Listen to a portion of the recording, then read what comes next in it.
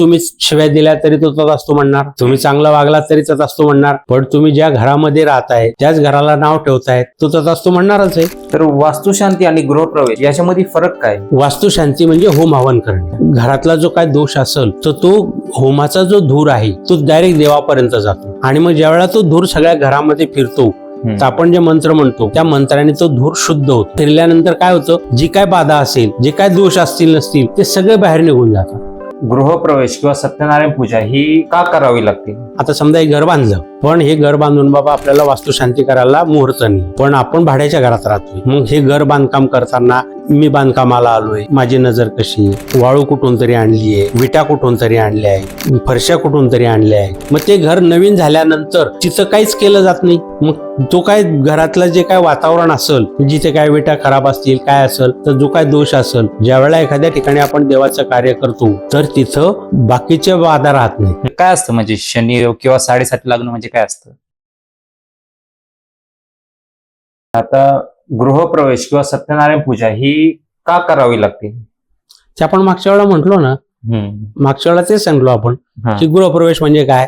आता समजा एक घर बांधलं, पण हे घर बांधून बाबा आपल्याला वास्तुशांती करायला मुहूर्त नाही, पण आपण भाड्याच्या घरात राहतोय. मग आपलं भाडं 12,000 13,000 रुपये जातंय. मग हे घर बांधकाम करताना मी बांधकामाला आलोय, माझी नजर कशी आहे, वाळू कुठून तरी आणली आहे, विटा कुठून तरी आणल्या आहेत, बरोबर ना, फरशा कुठून तरी आणल्या आहेत, येणारे जाणारे आहेत. मग ते घर नवीन झाल्यानंतर तिथं काहीच केलं जात नाही. मग तो काय घरातलं जे काय वातावरण असेल ते सगळं निघून एक आनंदी वातावरण तयार व्हावं. आणि आपल्या संस्कृतीमध्ये सांगितलंय की कुठले कार्य करताना पहिले गणपतीचं कार्य करा, म्हणजे गणपतीला पूजन करा गणपतीचं. मग गणपतीचं पूजन करायचं म्हटल्यावर पहिले गृहप्रवेश करून गणपती पूजन.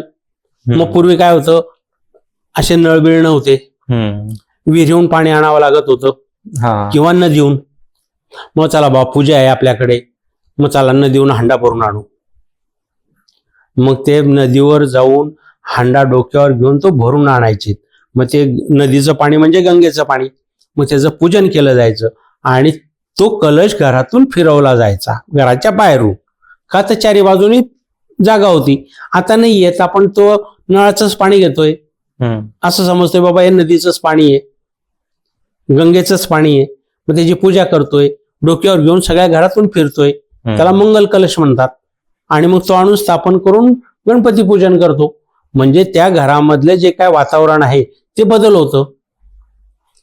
जिथे काय विटा खराब असतील, काय असेल तर जो काय दोष असेल, ज्या वेळेला एखाद्या ठिकाणी आपण देवाचं कार्य करतो तर तिथं बाकीच्या बाधा राहत नाहीत, त्या बाहेर निघून जातात. का तर त्यांना देवाचं सहन होत नाही. मग तुम्ही जर रामायण पाहिलं असेल तर बघा, ज्या वेळेला राक्षसांना मारायचं असायचं देवांना, तर त्यावेळेला हनुमान रामाचं नाव घ्यायचा मोठमोठ्याने, तर त्यांचं घाबरून जायचे ते नुसत्या नावानीच. मग ते तिथे थांबू शकत नाही ते देवाचं नामस्मरण केल्यावर. म्हणून गृहप्रवेश करायचा असतो. तर वास्तुशांती आणि गृहप्रवेश याच्यामध्ये फरक काय? वास्तुशांती म्हणजे होम हवन करणे. अच्छा. घरातला जो काय दोष असेल तर तो होमाचा जो धूर आहे तो डायरेक्ट देवापर्यंत जातो. आणि मग ज्यावेळेला तो धूर सगळ्या घरामध्ये फिरतो तर आपण जे मंत्र म्हणतो, म्हणजे सूर्याचे हे जे इतर मंत्र आहेत त्या मंत्राने तो धूर शुद्ध होतो आणि तो सगळ्या घरात फिरतो.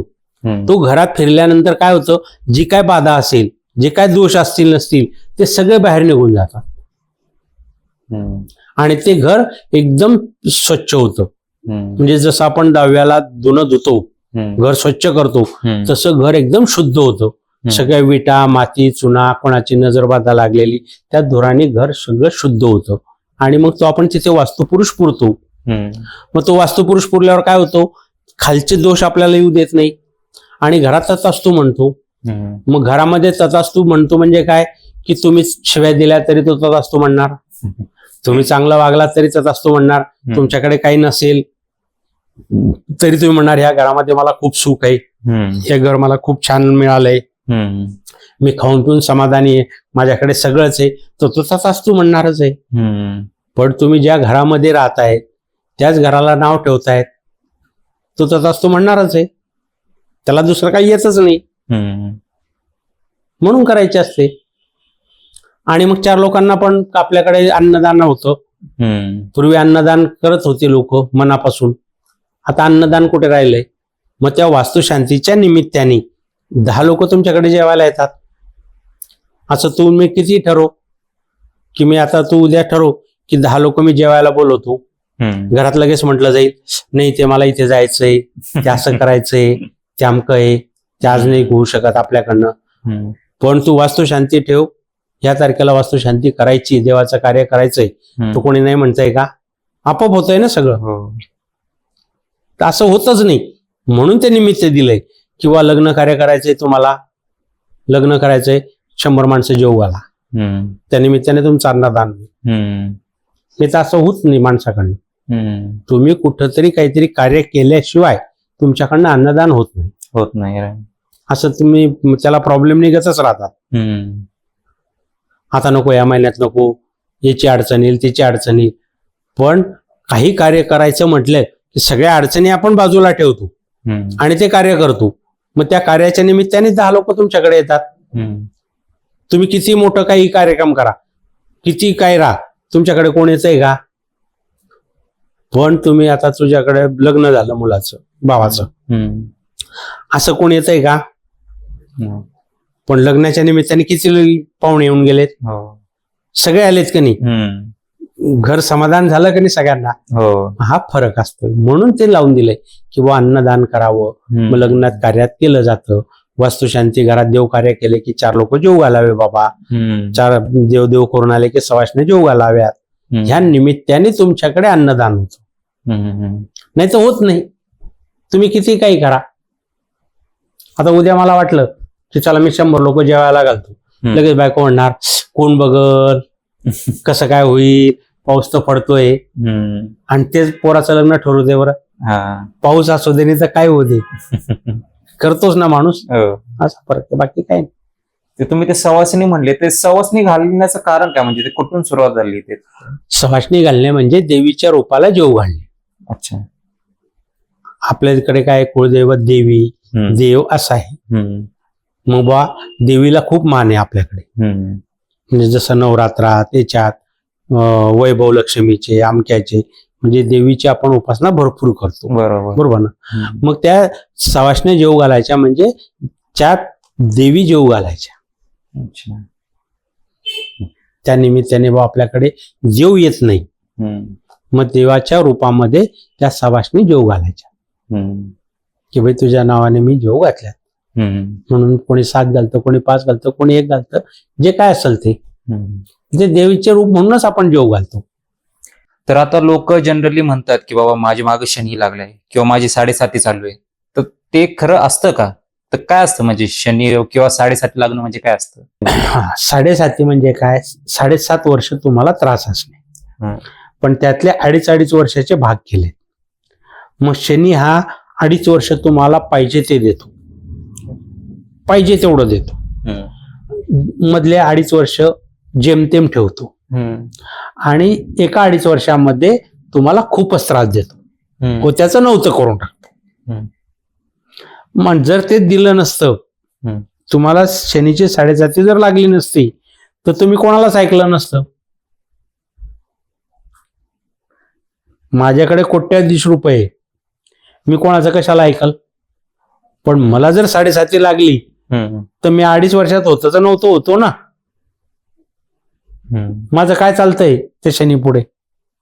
आणि तसं प्रत्येकाच्या आयुष्यामध्ये प्रत्येक 2.5 तासाला एका 24 तासातल्या शनीचा त्रास आहेच. 2.5 तास कोणाला आहे म्हणजे आहेच, तुला आहे, मला आहे, सगळ्यांना आहे. पण तो 2.5 तास कधी कोणाला आहे हे कोणीच सांगू शकत नाही. मग एखाद्याला त्या 2.5 तासामध्ये चांगले होतं, त्या 2.5 तासामध्येच्या घोळामध्ये एखाद्याचं नुकसानही होऊन जातं. मग तू गेलाय समजा 10 रुपयाची वस्तू घ्यायला, त्या 2.5 तासामध्ये तुला 500 रुपयालाही आणावी लागते ती, किंवा त्यात 500 रुपये पण जात आहेत, किंवा कामच होत नाहीये.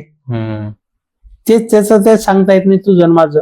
2.5 तास कोणाला किती वाजता आहे, कोणाच्या झोपेत 2.5 तास जाता. कोणाचे दिवसा जातात. आता 24 तासात कोणावर काय वेळ आहे ही कोणीच सांगू शकत नाही. आणि ते देवाने गुपितच ठेवलंय. आता हे 7.5 वर्षात कुठल्या 2.5 वर्षात तुला काय मिळते हे पण कळत नाही. ज्या वेळा मिळतं त्यावेळेला माणूस म्हणतो मला 7.5 नाही आहे, माझं तर एकदम जोरात चालू आहे. त्रास व्हायला लागले की म्हणतो मला 7.5 आहे. फरक आहे ना. म्हणजे असं प्रत्येक देव जरी असला तरी ते सिस्टीम ठेवली देवाने. पण तुला त्रास द्यायचा आहे, नाही द्यायचा आहे, तुझे कर्म चांगले आहेत. मग हे बघा, त्रास हा सगळ्यांना झालाय. रामाला झालाय, कृष्णाला झालाय. फक्त दोघांमध्ये फरक आहे. रामाने संयमाने घेतलं, जाऊ दे बाबा, होईल, करू, चालू द्या, जाऊ दे, समजावून घे. कृष्णाने तसं केलं नाही. आला त्याला मारलाच. हे 2 प्रकार आहेत. मग एखादी तसाच असतो आडमधडम, एखादी रामासारखा असतो. मग प्रत्येकाला त्रास आहेत. त्यालाही 7.5चा त्रास झाला. जन्म झाला कुठे, नेऊन पडावं लागलं कुठं, वागवलं कोणी. शनी येतो, सगळ्यांना त्रास देतो. तर तू मामाला का सोडणार आहे? म्हणून मला शनी आहे भाऊ का करता, तू देतो तेव्हा करता का? नाही करत. मग भोगा त्याचे त्रास, काय एवढं. मग त्यासाठी आहे ना, देवाने सांगितलं बाबा मारुतीचं दर्शन घ्या, कमी होईल. शनीला तेल वाह, कमी होईल. ज्याचा त्याचा जो भाग आहे, तुमच्या कमाईतला जो भाग आहे तोच तुम्ही देताय. देवाला दूध व्हायचं, तुमच्या कमाईतलाच भाग जाणार आहे. तो देवाच्याच नावाचा होता. जे दूध निघतंय त्या दुधातला थोडासा भाग तुमच्या नावावर होता की तू घेणार आहेत आणि देवाला वाहणार आहे म्हणून. जसं तेल आहे ते तुम्ही शनीला वाहणारच आहे 7.5 इथं. तू घे बाबा. ही ज्याने सिस्टीम लावली आहे तो बायोडाटा सगळ्या देवाकडेच आहे. तू मी काहीच करू शकत नाही. हा, तू ज्या वेळेला देवतेचं खूप काही करतो त्यावेळेला तुला ते मिळतं. इथं असं होत नाही. असं काही नाही. 7.5 हे प्रत्येकाला लागू असते. पण तो काही 7.5 वर्ष त्रास देत नाही शनी. 5 वर्ष त्रास होतो पण कमी होतो. 2.5 वर्ष जास्त होतो, 2.5 वर्ष कमी होतो, 2.5 वर्ष बरोबर आठवून देतो. असं काही नाही त्यात की शनीचे 7.5 का घाबरतात. मग सांगितलं देवाला जा, नमस्कार करा. तुम्ही कुठेतरी नतमस्तक व्हायला पाहिजे ना. तुम्हाला जर काही त्रासच नाही झाला तर तुम्ही नतमस्तक होणार कधी कोणापुढे? माणसापुढे तर होणारच नाही, पण त्या शक्तीपुढे तर व्हा. म्हणून लावून दिलंय. नाही तर कोणी कोणाचं ऐकलं नसतं, कोणी कोणाला मानलं नसतं, कुठेच तुम्ही वाकले नसते.